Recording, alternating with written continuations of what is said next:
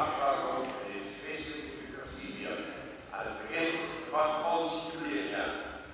In bijzonder hoog verwelkom aan de servanten die deze dienst voorgaan.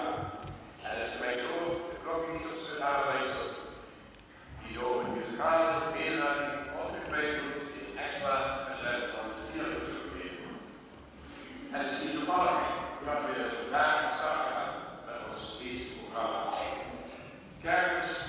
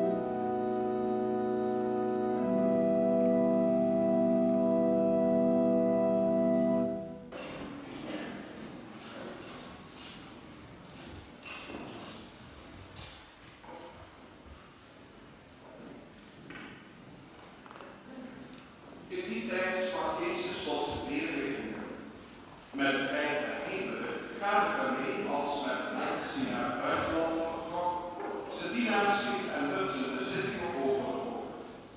En de een gaf hij 5 talenten, de andere 2, een derde 1. Ieder naar zijn bekwaamheid. Toen ging hij op reis.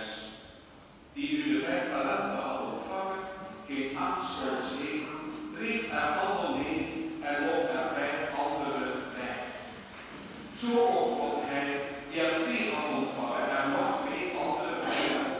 Maar die er 1 had ontvangen, ging heen, maakte een kuil en verborg het geld van zijn heer.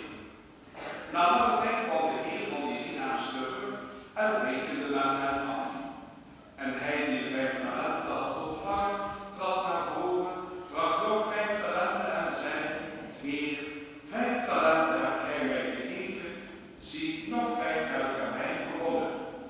Zijn meester sprak daarop tot hem: Goede en trouwe knecht, over weinig zijt gij trouw geweest, over veel zal ik u aanstellen. Ga binnen in de vreugde van uw Heer. Ook hij die 2 talenten ontvangen had, trad naar voren en zei: Heer,